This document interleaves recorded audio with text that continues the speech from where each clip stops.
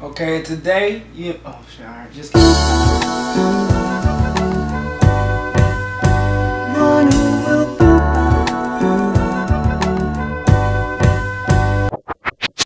It's Tre Banks. We here again today.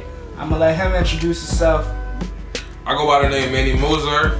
I'm a producer. I produce various genres from hip hop, R&B, jazz, whatever you name it. Let them know where you're from. From Philly. West Philly to be exact. Repping the hometown. And for those who don't know, Manny Mozart had a little instrumental on the last episode of the Conversation piece, which featured, you know, Trunk Series and K Preston premiered his video. So check that out. You can hear some Manny Mozart sounds on that episode. But first off, I want to start off and ask, who was your producer inspiration, or what producer team inspired you the most throughout your life? See, I mean, when it comes to hip hop, it's like, you know what I'm saying, I gotta give big ups to Dilla, one of my favorite. But producer, like, I look at it like, when you think about people like Dre, Dilla, you know what I'm saying, your producers out right now, I kind of look up to the people that they look up to. And one producer that I really say that I admire a lot is Quincy Jones. And the reason why, because he the only producer that produced the album that had over 20 million copies. You know what I'm saying? He produced that Thriller. You know what I'm saying? So I look up to him because it's like, I want to one day taking you out of school right I want to one day be on some Quincy Jones. Like, when I like his whole arrangement, I'm trying to bring that type of feel back to the game. So that's the producer that probably inspired me the most, is Quincy Jones. Where did you begin to create your own instrumentals? Did you jump right through the programs and through the Pro Tools and the Fruity Loops, or did you start off, you know, playing an instrument? Well, that's very interesting that you asked that, because I've been playing instruments all my life. I can play drums, piano. My mom had me playing violin when I was a young boy. I mean, I was just playing everything. So I say I started playing drums when I was around 5 or 6. And then with that being said, just kept progressing, learning piano.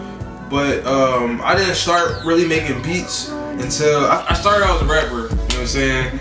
At the time I was a young boy, I was about 11, 12, and I ain't had, like, back then it wasn't the same how it is now, how you could just go online, you could just download beats. So it kind of started out as me making beats for myself, and eventually it was just like, damn, your beat's hot. So it was just like, you know what I'm saying, just kept going with it. But I'm gonna ask a question for the artists out there, and basically that's to know, like, how can somebody get a Manny Mozart beat? Can anybody get a Manny Mozart beat, or, you know, is there a certain price, or do you have to want to work with somebody for you to give one of your beats to them? Now, if you would have asked me that question about, I'll say about 2 months ago, I'd have been like, man, if I like your sounds, like, all right, here you go. But now I'm getting to the point where I'm starting to notice, and not nothing to be cocky, but it's like, I got my own distinctive sound, so I'm starting to get more protective over it. So it's like, you know what I'm saying, I'll give you, like, if I kind of, like, you know what I'm saying, if I like your style, I'll kind of want to work with you, like, I'll, you know what I'm saying, hook you up, or, you know what I'm saying, but for the most part,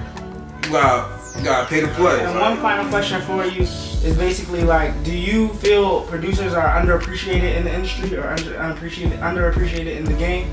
Oh yeah, most definitely, because when you think about your favorite artists, not to say that a lot of artists is not talented, but when you think about that hot song, 9 out of 10, 75% of that song being hot is because of the producer.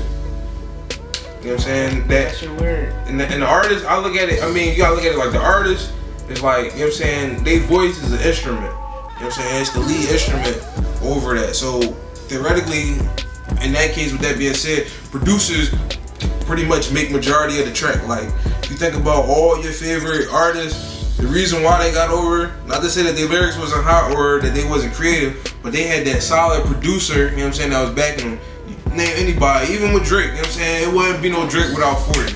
It wouldn't be no Meek without Ja Lil, you know what I'm saying? It's just producer, you know what I'm saying, they craft that sound for that artist. And then, so is there anything that people can look out for from Manny Mozart as far as projects or anything that you're working on? There's stuff coming on.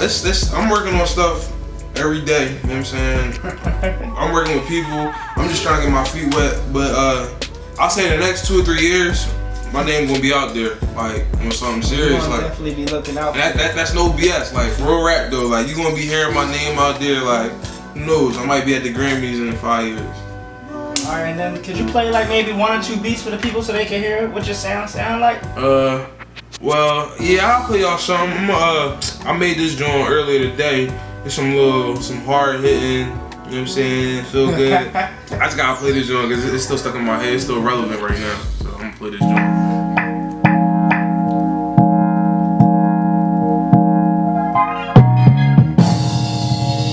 I was trying to cash out with this joint. Stick to the bank.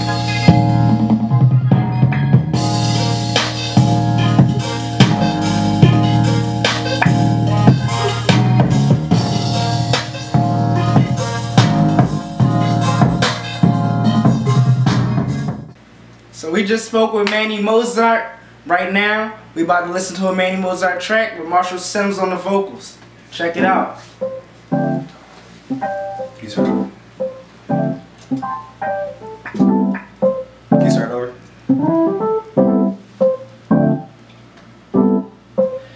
This song is for the little ghetto boy. I can see the king in you, but tell me, can you see what I see? I see Martin, I see Malcolm, I see Bishop, Desmond Tutu. I can see a little Molly and a little bit of Garvey. This song is for the little ghetto boy. I can see the king in you, but tell me, can you see what I see? I can hear a little Michael, I can hear a little James. I can see the spirit of Alvin Ailey running through your veins. This song is for the little ghetto boy. I can see the king in you, but tell me, can you see what I see? And that's it.